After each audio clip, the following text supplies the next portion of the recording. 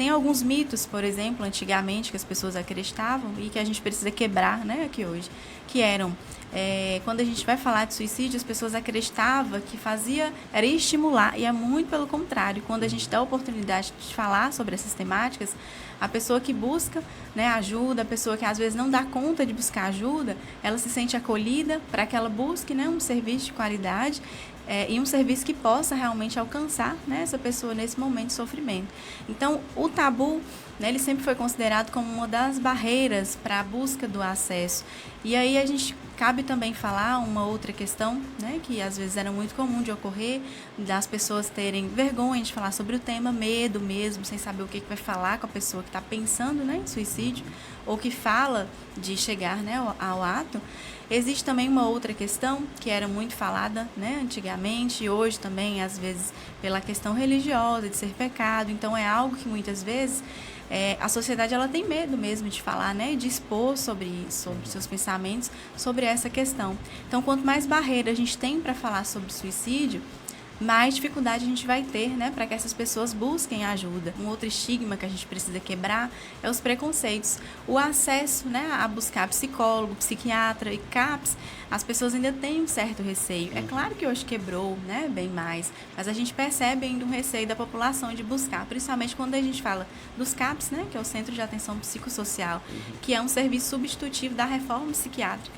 E as pessoas às vezes acreditam, né, que o grau, né, enfim, o quadro que ela esteja passando ali, não vai ser necessário estar buscando. Mas existem situações que elas vão ter que ser encaminhadas, né, para o CAPS, para o psiquiatra. Então, a gente percebe esse preconceito, né, essa barreira também para buscar o acesso aí. Às vezes o psicólogo está ali na atenção primária e às vezes a pessoa tem receio de buscar, né, essa ajuda justamente porque, às vezes, o que o outro vai pensar? O que eu estou passando em psicólogo? O que o outro vai imaginar? Quando a gente caminha para o psiquiatra, a gente tem que tentar quebrar a barreira, né, também. Então, é algo que a gente precisa falar, mas que hoje as coisas estão realmente melhorando, mas a gente ainda percebe um pouco de receio da população. A fobia social, ela está ali dentro dos quadros de transtornos de ansiedade.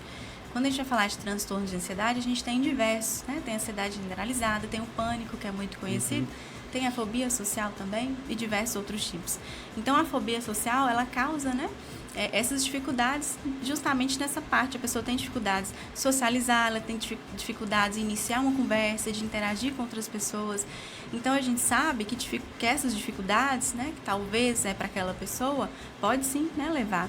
Então, uma das causas do suicídio, além de, né, transtornos do humor, que é a depressão, a gente tem também os transtornos de ansiedades. E aí, quem está incluso também, né, a fobia social, independente de qual transtorno, mas dentro dos quadros, né, ali, de uma classificação que a gente tem de transtornos ansiosos também. Mas aí não deixa, né, da gente lembrar dos sinais, né, de alerta, que às vezes a pessoa verbaliza para a gente de forma ali clara, mas nem sempre, às vezes, a gente precisa ficar atento de algo não verbal, né, um comportamento mesmo, uma mudança de comportamento. Às vezes é a pessoa que é depressiva, que amava sair, de repente ela passa a se isolar. É uma pessoa que amava estar com os amigos, né? Encontro ali com outras pessoas, de repente, não vai dar, se isola das redes sociais, né? Também. Então, quando a gente fala, né, às vezes só a pessoa que sabe realmente o que ela está passando, sim, mas a gente consegue detectar alguns sinais, né, do que ela está demonstrando também ali pra gente de mudança. Se você está sentindo algo, se você está passando por alguma coisa, busque ajuda. Talvez você não vai conseguir falar, né, com alguém ali da sua intimidade, do seu vínculo, com receio, né, de preconceito, às vezes até de julgamento também, né, que acontece demais, mas tenta buscar ajuda de outra forma, né, vai num posto de saúde, peça um atendimento, né, sinalize que você está precisando desse atendimento e converse, né, com um profissional ali da área, um psicólogo, um psiquiatra. Às vezes você vai chegar, né, e vai conversar diretamente com o seu enfermeiro para, às vezes, conseguir, né, esse atendimento. Mas então tente buscar alguém, né, lembre que na saúde a gente tem uma questão do sigilo, o que a pessoa falar ali naquele momento vai permanecer ali. Então é compreensível, às vezes a pessoa ela não falar no sentido de que às vezes ela fica, né, achando que o outro vai julgar ela, o que o outro vai falar.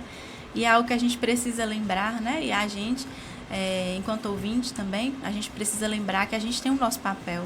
Então, quando alguém chegar para você e falar sobre o sofrimento, escute, não julgue, porque é o que acontece. Às vezes a pessoa deixa de falar porque quando ela falou para você, você julgou, você, né, deu um sermão nela. Então, são coisas que às vezes a pessoa, cada vez mais ela vai se fechando.